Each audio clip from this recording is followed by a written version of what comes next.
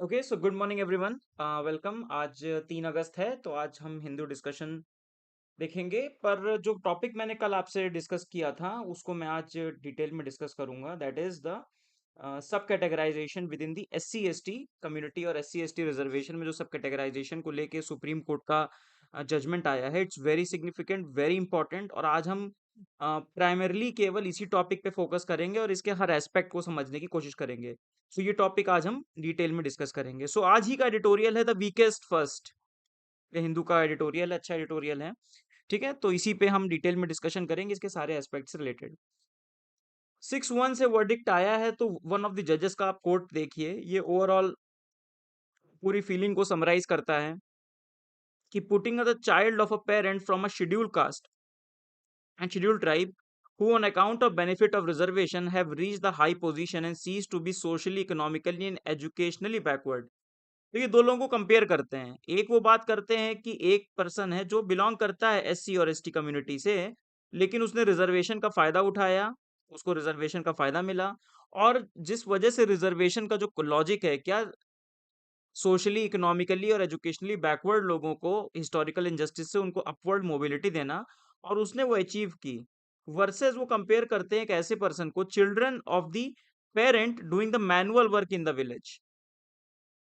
एक ऐसा बच्चा जिसके पेरेंट अभी भी मैनुअल वर्क कर रहे हैं, वो भी SC ST कम्युनिटी से बिलोंग कर रहे हैं। तो कोर्ट कहता है कि इन दोनों को समान मानना, इन दोनों को समान रखना, अगर हम इन दोनों को समान मानते हैं, ठीक, इन द सेम कैटेगरी, तब ये क्या है, एक कॉन्स्टिट्यूशनल मैंडेट का डिफीट है। मतलब ये गलत है। और सही बात भी, हमारा कॉमन सेंस भी कहता है कि इन दोनों के educational level, just because they belong to SC ST community, दोनों को इक्वल करना गलत है। तो आज हम बात करेंगे सबसे पहले वर्डिक्ट की। हमारे ये आज के डिस्कशन के मेन पॉइंट्स हैं। सबसे पहले वर्डिक्ट की, फिर आर्टिकल 351 की हम बात करेंगे क्योंकि इसी पे फोकस है काफ़ी ज़्यादा। फिर क्रोनोलॉजी की बात करेंगे जिसमें हम बात करेंगे कि कैसे ये डेवलपमेंट हुआ। फॉर एग्जांपल पंजाब गवर्नमेंट के एक सर्कुलर से ये शुरुआत हुई, और हमें डील करेंगे कि इस प्रेजेंट केस में कहाँ तक कैसे पहुंचे। ठीक। फिर उसके बाद सब स्टिक, अगर सब क्लासिफिकेशन हमको करना है तो क्या यार्ड स्टिक होना चाहिए, किस आधार पे हम उसको सब क्लासिफाई या सब कैटेगराइज करेंगे। फिर नेक्स्ट एजेंडा की बात करेंगे कि क्रीमी लेयर जो SC ST में इंट्रोड्यूस करने की बात चल रही है, उस पर क्या डिस्कशन है। हम क्रीमी लेयर का भी डिस्कशन कर लेंगे इसी बहाने। क्रीमी लेयर और भी न्यूज में थी पूजा खाडेकर के केस में। फिर 6-1 में जो डिसेंट जजमेंट हुआ है, इसको भी देखेंगे क्या डिसेंट हुआ है, इसके इम्प्लीकेशंस क्या होंगे। और स्टेट वाइज हम कुछ डोमिनेंट कास्ट या ट्राइब्स के बारे में भी इसी बहाने पढ़ लेंगे। चलिए शुरू करते हैं। तो लेट्स स्टार्ट। चलिए, तो सबसे पहले तो हाँ, the state have the right to sub classify schedule caste for the quota. ठीक, इसमें इतना आज आप समझ जाएंगे कि इसके अलावा आपको इस टॉपिक पे कुछ भी पढ़ने की जरूरत नहीं पड़ेगी, मोरलेस। पहली बात, और एक क्रोनोलॉजिकली और एक स्ट्रक्चर्ड वे में आप इसको समझ जाएंगे। तो 6-1 का वर्डिक्ट था कोर्ट का, जिसने क्या किया, it rejected the idea that SC constitute a single homogeneous class. इसको पहले एक बार हम समझ लेते हैं।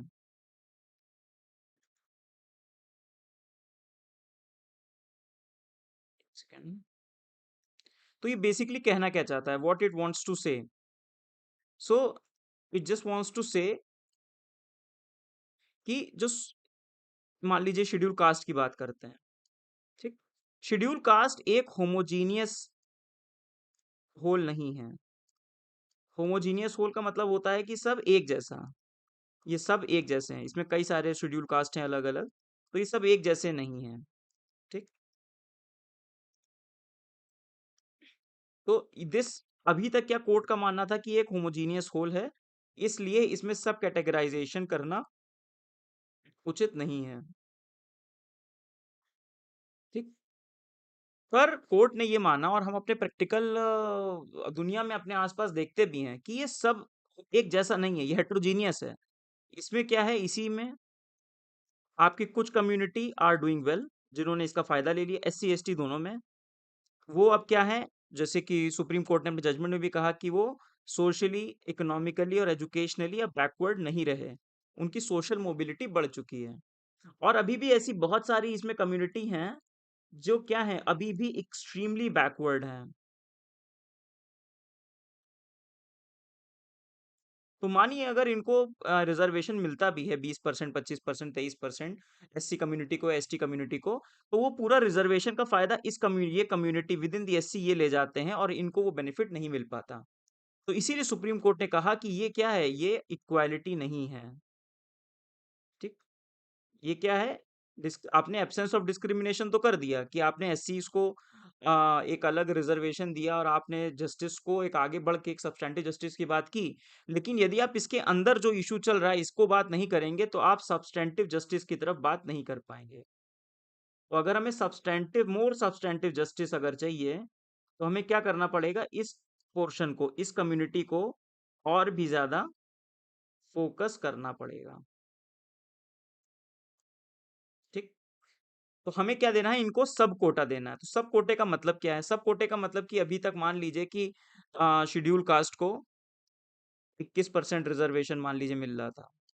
जैसे मैं अगर यूपी का एग्जांपल दूं तो 21% रिजर्वेशन अगर मिल रहा था, तो अब उसके अंदर एग्जांपल के रूप में 7% कोटा, एग्जांपल है ये, कि स्पेसिफिक जो मोस्ट बैकवर्ड क्लास है उनको मिलेगा, मोस्ट बैकवर्ड एससी।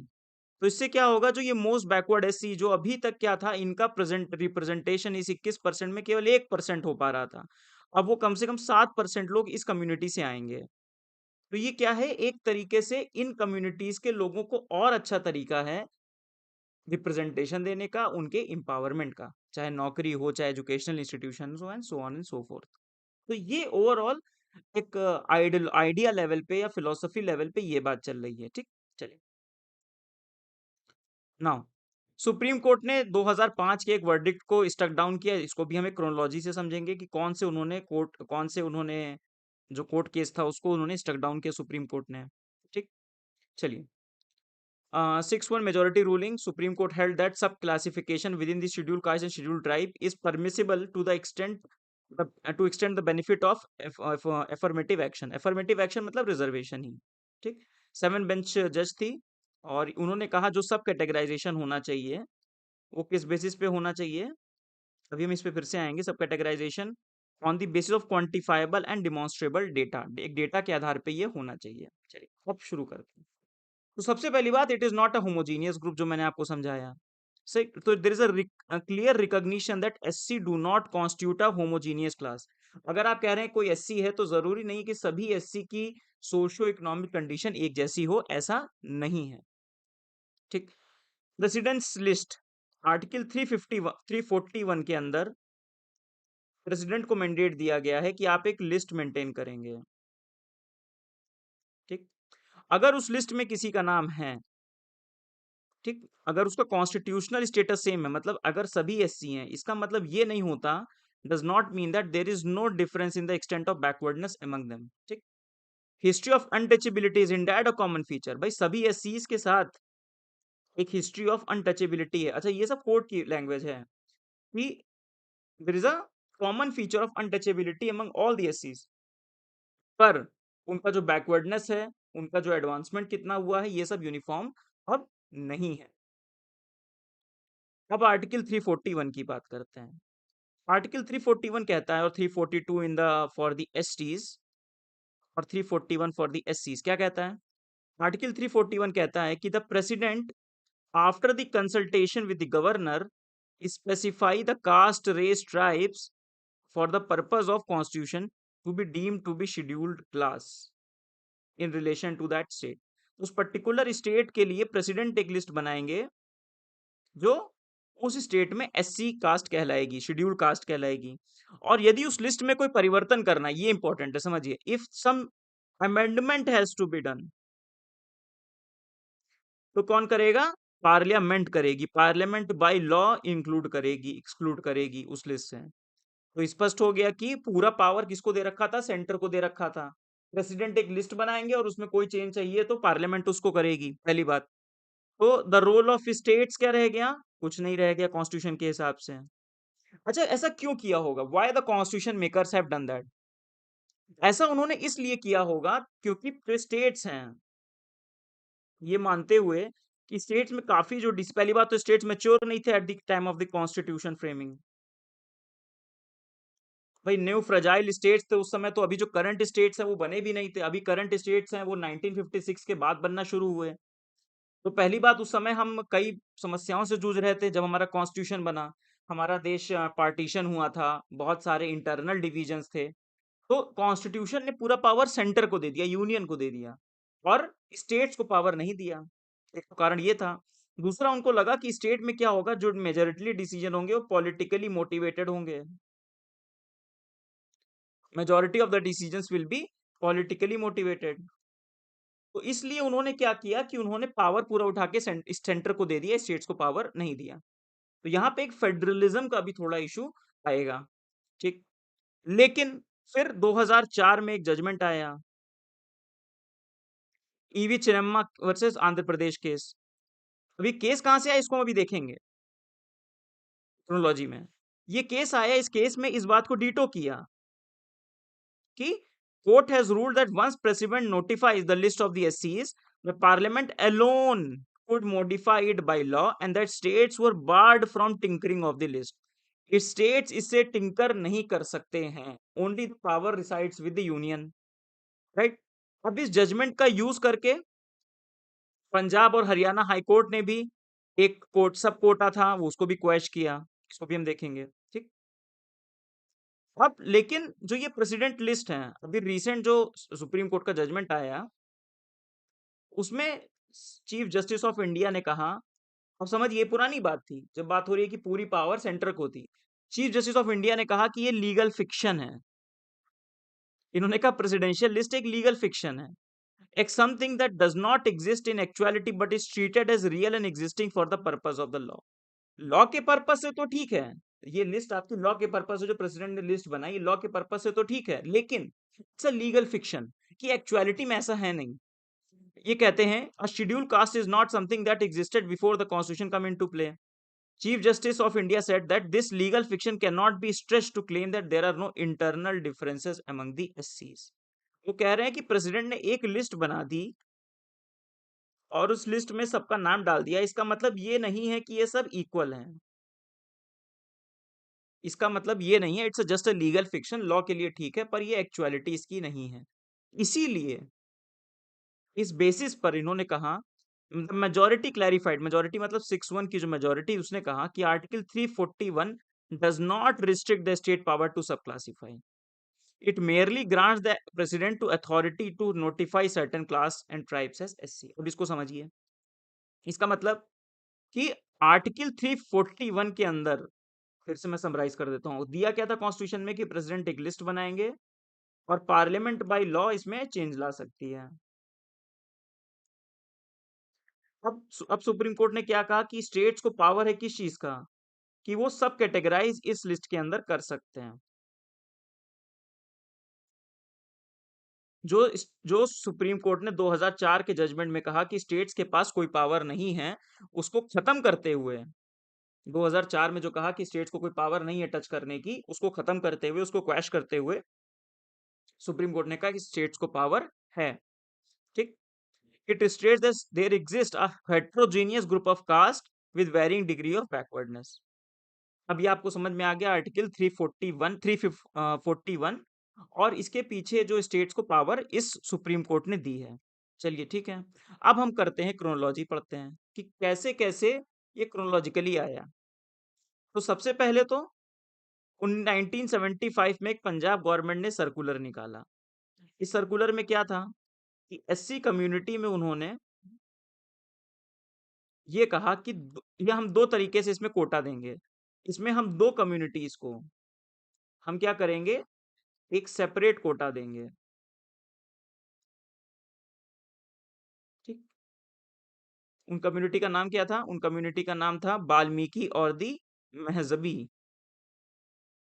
इन सिख कम्युनिटी, ये दो सिख कम्युनिटी हैं, इनको हम क्या देंगे, जो 25% इनका रिजर्वेशन है उसमें हम इनको कोटा अलग से देंगे, मतलब सब कोटा हम डिसाइड कर देंगे कि 12.5% मान लीजिए इनको दिया जाएगा और बाकी बचा हुआ बाकी हुई एससी कम्युनिटीज को दिया जाएगा। पंजाब गवर्नमेंट ने 1975 में एक सर्कुलर निकाला। ठीक। फिर क्या हुआ 2000 में, तो समझिए, उस गवर्नमेंट में पंजाब में ये कंटिन्यू रहा, ये रिजर्वेशन। फिर 2000 में आंध्र प्रदेश ने भी इसी तरीके से एक लॉ लेकर आया, rationalisation of reservation Andhra Pradesh में, जिसकी बेसिस पे जिसको चैलेंज किया गया सुप्रीम कोर्ट में। फिर ये 2004 का केस, ईवी चिनाया केस ये आया। इसमें सुप्रीम कोर्ट ने क्या कहा कि जो ये सब कैटेगराइजेशन स्टेट गवर्नमेंट्स कर रही हैं ये गलत है, और हेंस इसको उन्होंने क्वैश कर दिया। किसको क्वैश किया? इसको क्वैश किया, जिसके अगेंस्ट ये जजमेंट गया था।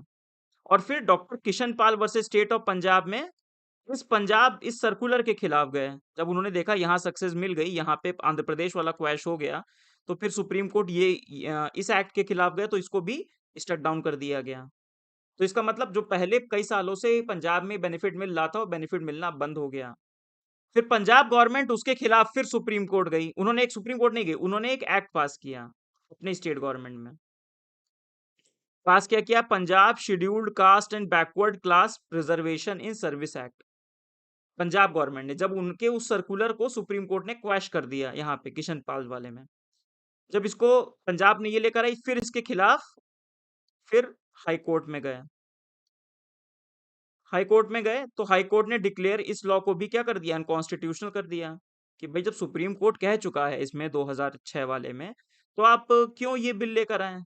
ये आपके एरिया के बाहर है और अनकॉन्स्टिट्यूशनल है।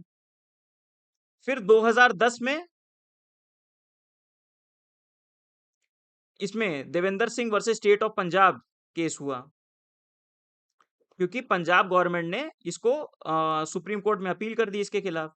फिर सुप्रीम कोर्ट में केस गया, और अभी जो रिसेंट जजमेंट आया है वो किस केस में आया? Devendra Singh versus state of Punjab के केस में आया है। इसमें 2020 में क्या हुआ, जब उस समय supreme court of justice CJI थे, उन्होंने कहा कि हम लोग इस पे ब्लाइंड आई नहीं कर सकते, ये सब्सटेंटिव क्वेश्चन ऑफ रिजर्वेशन है, और इसलिए इन्होंने इस क्वेश्चन को रिफर कर दिया 7 बेंच में। तो 7 बेंच में रिफर कर दिया, जिसका जजमेंट अब आया है जाके। अब समझ में आया? तो ये क्रोनोलॉजी है, पंजाब में आया, पंजाब के बाद आंध्र प्रदेश ने किया, आंध्र प्रदेश का चैलेंज हुआ, आंध्र प्रदेश का क्वैश हुआ, जिसके आधार पे पंजाब वाले सर्कुलर को क्वैश किया गया। उसके बाद पंजाब गवर्नमेंट ने एक एक्ट बनाया, उस एक्ट को भी क्वैश कर दिया हाई कोर्ट ने। फिर पंजाब गवर्नमेंट उसके खिलाफ कहाँ गई? सुप्रीम कोर्ट में गई, और सुप्रीम कोर्ट में इसका अब जाके जजमेंट आया है। तो ये पंजाब गवर्नमेंट का मैंने आपको बताया जो सर्कुलर आया, कि उन्होंने वाल्मीकि और मजहबी सिख कम्युनिटी को एक्स्ट्रा रिजर्वेशन दिया था। उसी के जैसा मैंने आपको बताया कि चिनेम्मा केस में आंध्र प्रदेश वाले को स्टक डाउन किया। तो ये सब मैं आपको बता चुका हूँ। अब आते हैं बात यार्ड्स। अब आ गई बात कि सुप्रीम कोर्ट ने ये कह दिया कि स्टेट सब क्लासिफाई कर सकते हैं। ठीक, यहाँ तक तो बात समझ में आ गई। इसका मतलब कि सब classification is possible and it is not unconstitutional. ठीक, अब आता है कि सब क्लासिफिकेशन किया कैसे जाए, what should be the yardstick of सब क्लासिफिकेशन। कि भाई अगर हमारे एक स्टेट में 70 एससी कम्युनिटी हैं, तो उनमें कैसे पता किया जाए कौन बैकवर्ड है कौन नहीं बैकवर्ड है? तो उसके लिए सबसे पहले क्या चाहिए होगा? हमें डेटा। अब यहां से नई कहानी शुरू हुई। What we require is data. अब डेटा, तो कोर्ट ने भी ये बोला, कोर्ट ने बोला कि आप जो क्लास सब क्लासिफाई करेंगे, that should be basis of the quantifiable and demonstrable data. मतलब कि ऐसा डेटा जिसको क्वांटिफाई किया जा सके, नंबरों में डाला जा सके, और जिसको डिमॉन्स्ट्रेट किया जा सके, दिखाया जा सके, शो किया जा सके पाई चार्ट्स में, ग्राफ्स में, जहां आप शो कर सकें कि भाई ए कम्युनिटी बी से बैकवर्ड है, इसलिए कम्युनिटी ए को आप ज्यादा रिजर्वेशन देंगे, या रिजर्वेशन सब क्लासिफिकेशन में उसको डालेंगे। उसके बाद, और ऐसा इसलिए भी जरूरी है क्योंकि स्टेट गवर्नमेंट में ज्यादा इशू कहाँ के आते हैं? पॉलिटिकल इशू बहुत आते हैं। मान लीजिए स्टेट गवर्नमेंट में किसी कम्युनिटी को उनको वो करना है, उसका वोट बैंक लेना है, तो उसको प्रॉमिस कर दिया कि हम आपका नाम सब कास्ट में डालेंगे, और ये होगा भी समय के साथ। ठीक, so the state will have to justify that a group for which a beneficial treatment is provided is inadequately represented as compared to the other caste in the said list. ठीक, and such a decision, तो क्या होगा अगर court ये state government ये करेगी, तो उसके डिसीजन को सुप्रीम कोर्ट फिर रिव्यू कर सकती है। भाई मान लीजिए स्टेट गवर्नमेंट ने कहा कि एक्स कम्युनिटी वाई कम्युनिटी से ज्यादा बैकवर्ड है, और एक्स कम्युनिटी को सब कोटा मिलना चाहिए, तो वाई कम्युनिटी का कोई आदमी सुप्रीम कोर्ट जा सकता है और उसको जुडिशियल रिव्यू हो सकता है उसका। ठीक, एक चीज को प्रोहिबिट किया उन्होंने, कहा कि 100% रिजर्वेशन सब क्लास को नहीं देना है। मान लीजिए किसी स्टेट में एक्स कम्युनिटी और वाई कम्युनिटी है, दो एससी कम्युनिटी हैं। तो कोर्ट ने कहा कि ऐसा ना हो कि आप एक्स कम्युनिटी को 100% कोटा दे दो और वाई को 0 कर दो, ये नहीं होगा। आपको सब क्लासिफिकेशन करना है तो पूरा नहीं करना है। ठीक। So, state in the exercise of its power under 15 and 16 is free to identify the different degree of the social backwardness and provide the special provision to the achieve the specific degree of harm identified. ठीक. So, this is what the states have the power now. States के पास power आई, जिसके लिए उनको data लाना पड़ेगा, और data के आते ही specially the data with respect to the caste जब भी आएगा तो आपके मन में एक वर्ड आ रहा होगा, that is the caste census. तो इसकी जो डिमांड होगी वो क्या होगी, बढ़ेगी ऑब्वियसली। इसकी डिमांड बढ़ेगी क्योंकि इसके बिना हुए आप भी कैसे डेटा निकाल सकते हो। भाई आप लोगों की कास्ट पूछोगे, उनकी बैकवर्डनेस के लिए कोई क्राइटेरिया अपनाओगे, इकोनॉमिक क्राइटेरिया अपनाओगे, लैंड क्राइटेरिया अपनाओगे, कोई ना कोई क्राइटेरिया तो अपनाओगे। तो वही ओवरऑल सिमिलर डेटा किसमें नोट किया जाता है, कास्ट सेंसस में भी। अब बात करते हैं क्रीमी लेयर की। तो नेक्स्ट इस कोर्ट ने किस पे डिस्कशन किया, इस कोर्ट ने डिसीजन अभी क्या लिया आप समझिए। अभी तक क्या इशू था कि एक एससी एक्स कम्युनिटी और एससी वाई कम्युनिटी और ये बीच में अदर कम्युनिटीज। अभी तक क्या था, एक डिसीजन तो सब क्लासिफिकेशन का।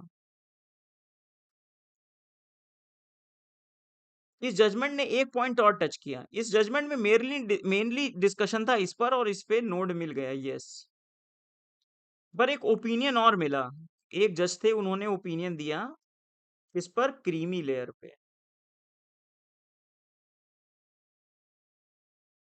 तो ये दोनों अलग इशू हैं। क्रीमी लेयर का मतलब क्या है, क्रीमी लेयर का मतलब ये है कि अगर ये पूरा एससी है, अभी तक क्या है कि एससी में सबको रिजर्वेशन का बेनिफिट मिलेगा। अब अगला वो क्या रखेंगे कि एक क्रीमी लेयर हम बनाएंगे,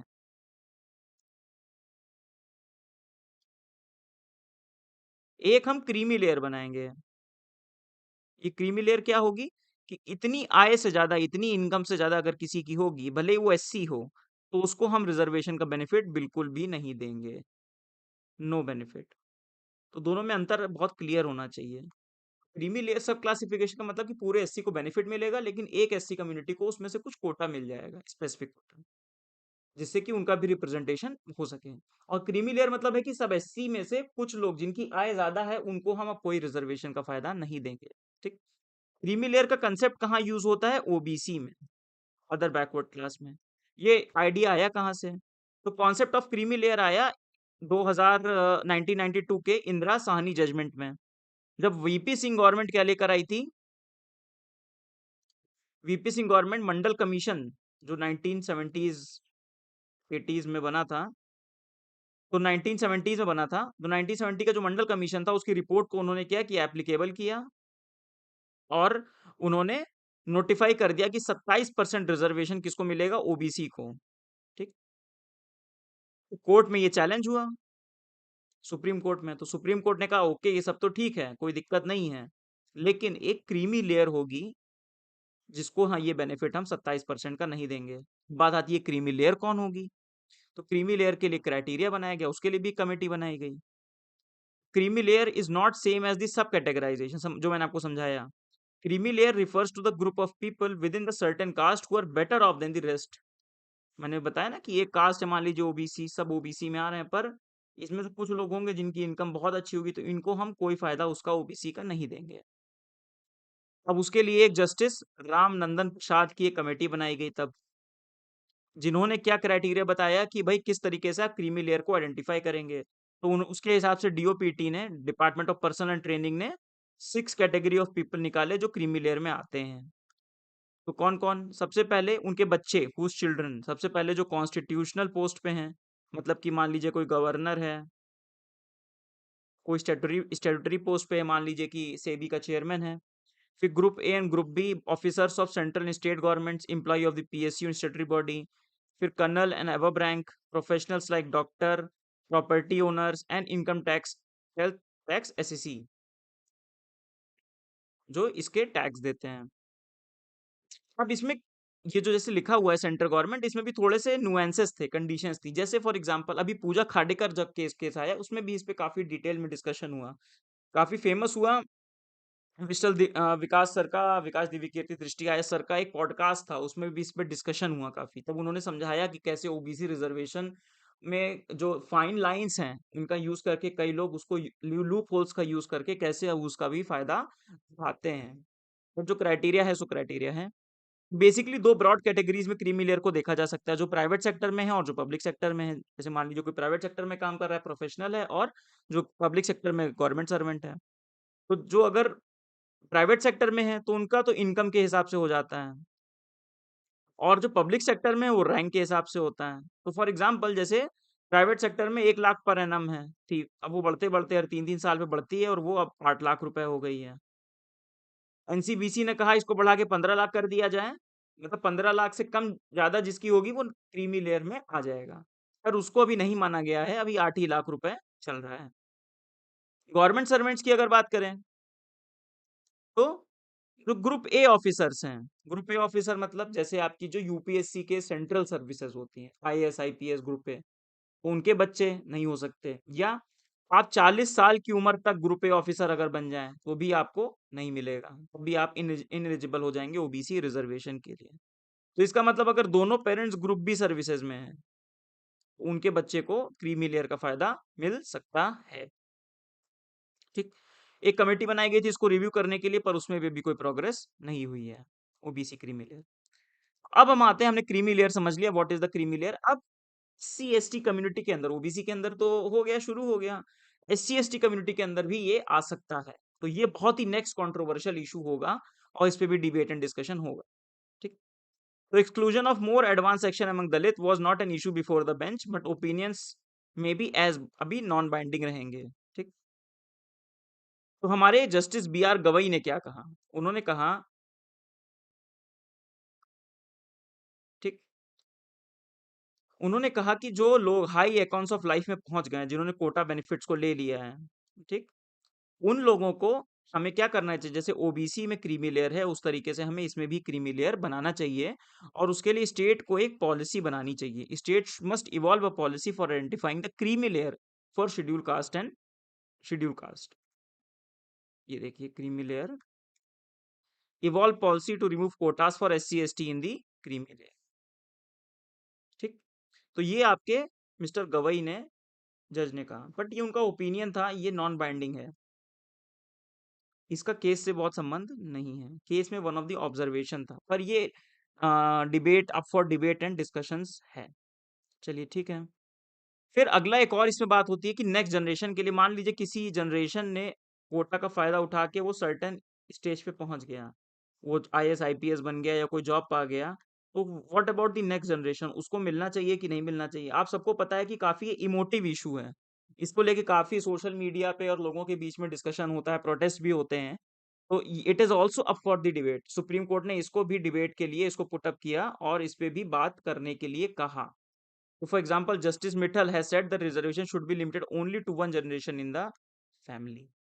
सो जो इश्यूज एक तरीके से आप कहना चाहिए, जो ड्राइंग रूम कन्वर्सेशंस थे या फिर प्रोटेस्ट का आइडिया थे या सोशल मीडिया डिस्कशंस थे, उसको सुप्रीम कोर्ट ने आइडेंटिफाई किया और उसको भी up for discussion and debate put up किया। ठीक। अब एक डिसेंटिंग जजमेंट आया 6-1 में, जो वन ने, उन्होंने क्या कहा इसको भी समझ लेते हैं।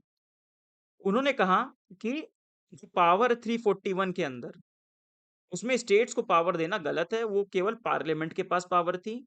अगर हम स्टेट को पावर देते हैं सब क्लासिफाई की, तो वो क्या हो जाएगी, doctrine of colourable exercise of power. ये मैंने आपसे कल भी डिस्कशन किया था इस बात पे। कल के फ्राइडे के हिंदू डिस्कशन में हमने इसकी बात की थी, doctrine of colourable exercise of power. Colourable exercise of power क्या होती है, कि what is not permitted directly but can be done indirectly. कि भाई जो चीज आप फेस पर तो हमें लीगल लगती है, पर वो लीगल है नहीं। तो वो कहते हैं कि अगर सब क्लासिफिकेशन होता है तो वो डिफीट करेगा ट्रू पर्पस ऑफ 341, क्योंकि वो क्या करेगा, पॉलिटिकल फैक्टर्स को इंक्रीज कर देगा इस चीज के लिए, कॉन्स्टिट्यूशनल जो मैंडेट अफर्मेटिव एक्शन का है। बट इनका डिसेंटिंग जजमेंट था, इससे कोई खास मतलब नहीं है। चलिए, अब आता है पोटेंशियल इम्प्लीकेशंस, कि भाई इसका इम्प्लीकेशन क्या होगा। अब it is up for the states, अब स्टेट्स को पावर दे दी गई है कि भाई वो अब क्या कर सकते हैं, सब क्लासिफाई कर सकते हैं। तो अब स्टेट्स को क्या करना पड़ेगा, पहले तो डेटा जुटाना पड़ेगा। तो क्या बनेंगे, कमीशंस बनेंगे, कमिटीज बनेंगी इस डेटा को जुटाने के लिए, सर्वेज होंगे, ठीक। On that basis they can this sub classification within the SC quota, ठीक। जैसे स्टेट्स बहुत सारे ओबीसी कोटा के अंदर सब क्लासिफाई करते हैं। फॉर एग्जाम्पल तमिलनाडु में, केरल में कुछ मुस्लिम्स को ओबीसी के अंदर रिजर्वेशन अलाउड है, राइट। तो ओबीसी के अंदर सब क्लासिफिकेशन ये लोग कर देते हैं, पर एससी एसटी वाला मोर सेंसिटिव था।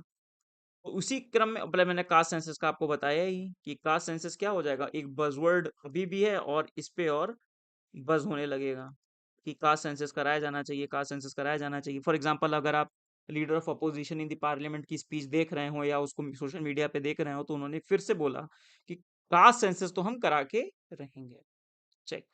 So the ruling is likely to give impetus like Punjab, Bihar, Tamil Nadu, which are previously attempted to introduce separate reservation. उन्होंने पहले कोशिश की थी, अब फिर से इसमें कोशिश होगी।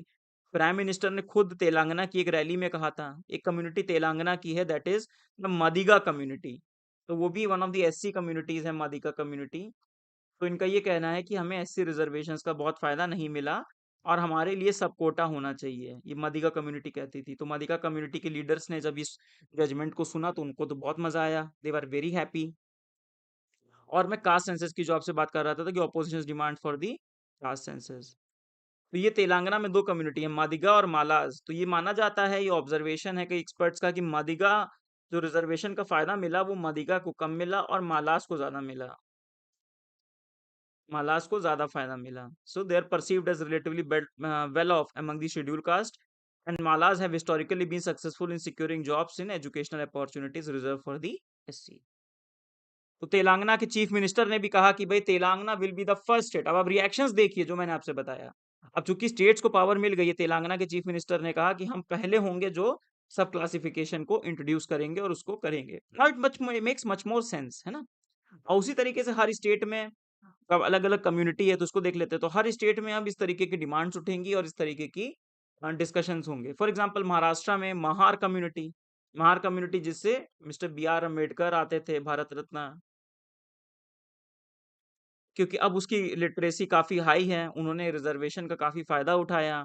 एसटी में भील कम्युनिटी काफी है, गोंड कम्युनिटी काफी ज्यादा है महाराष्ट्र में। उस तरीके राजस्थान में, ये केवल फॉर इन्फॉर्मेशन है, Meghwal community is the largest SC community. फिर मीना, आपने जरूर सुना होगा कि मीना कम्युनिटी जो राजस्थान की है, वो कितना ज्यादा एसटी रिजर्वेशन में, वो कितना ज्यादा उनको फायदा मिलता है। तो ये सब कैटेगराइजेशन आने से वहां की जो और एसटी कम्युनिटी होंगी राजस्थान की जो पीछे रह गई हैं, उनको भी फायदा मिलेगा, ठीक। उड़ीसा में, फॉर एग्जांपल उड़ीसा में ट्राइबल्स हैं करीब 23%, एससीज हैं ट्राइबल्स करीब 23% है, बहुत ज्यादा है। और करीब 17-18% आपके एससीज हैं उड़ीसा में। छत्तीसगढ़ में आपके एसटी मोर देन 30% हैं, एससी करीब 12 से 13% हैं। मध्य प्रदेश में आ, ये देखिए, यहाँ पे भी करीब करीब 16% एससीज हैं, यहाँ पे एसटीज करीब करीब 21% है। भील यहाँ पे हाईएस्ट कम्युनिटी है। तो इधर 5-10 स्टेट्स के बारे में बात की गई है। वेस्ट बंगाल में राजवंशी लार्जेस्ट एससी ग्रुप है, मथुआ कम्युनिटी है वहाँ पे एससी कम्युनिटी। गुजरात में वनकर, तो they lead other Dalit community in the job and the reservation. तो इनको जो सारा बेनिफिट मिलता था वो बेनिफिट किस पे शिफ्ट होगा, जो अदर कम्युनिटीज हैं उसको शिफ्ट होगा। इसी तरीके से आसाम की कहानी है, त्रिपुरा की कहानी है, ठीक। उत्तराखंड में भी S C S T community. तो इस तरीके से हर स्टेट की अपनी कहानी है, हर स्टेट की अपनी अलग स्टोरी है। स्टेट में जो एससी बनेंगे, एससी कम्युनिटी रहेंगे, उस स्टेट में जहां बिलोंग कर रहे हैं, डोमिसाइल है, उसके हिसाब से आपको स्टेटस मिलेगा। उस स्टेट में जितना उनका सब क्लासिफिकेशन होगा, आपको वही बेनिफिट मिलेगा, ठीक। So that's all for the this particular judgement. इस जजमेंट में काफी कुछ अनफोल्ड करने को था, समझने को था, तो इसलिए हमने इसको डिटेल में देखा। तो पहले हमने देखा द वर्डिक्ट। वर्डिक्ट क्या है, आर्टिकल 341, और आर्टिकल 341 ही बना है क्या बेसिस, इसका इंटरप्रिटेशन जो सुप्रीम कोर्ट ने किया है, यही बेसिस बना है किसका, जो रिसेंट जजमेंट है। कि पहले का इंटरप्रिटेशन था कि स्टेट्स को कोई पावर नहीं है, और अब है कि स्टेट्स को पावर है सब क्लासिफाई करने की। क्रोनोलॉजी पढ़ा कि हम आज की डेट में कैसे आए, पंजाब के सर्कुलर से लेके अभी 2024 के केस तक। फिर यार्डस्टिक क्या होना चाहिए, नेक्स्ट एजेंडा जिसमें क्रीमी लेयर की बात हुई, नेक्स्ट जनरेशन की बात हुई, फिर जो डिसेंटिंग जजमेंट था उसकी बात हुई, फिर इम्प्लीकेशंस क्या हो सकते हैं इसके, what are the possible implications, and the state wide issue या स्टेट वाइज कौन कौन सी कास्ट डोमिनेंट हैं और जिन पर ये फर्क डालेगा, right. So that's all for today. ये टॉपिक चूंकि बड़ा था, थोड़ा डिस्कशन प्रोन था, मतलब डीप इशू था, इसलिए मैंने इसको डिटेल में डिस्कस किया। सो इसी तरीके के टॉपिक्स के साथ हम आते रहेंगे, and I will see you in the next class. Thank you everyone, bye bye. आप लोगों को कोई भी डाउट हो किसी भी रिजर्वेशन से रिलेटेड मुद्दे पे, तो आप प्लीज कमेंट बॉक्स में पुट अप कीजिएगा। I will try to solve as many of your queries. Thank you.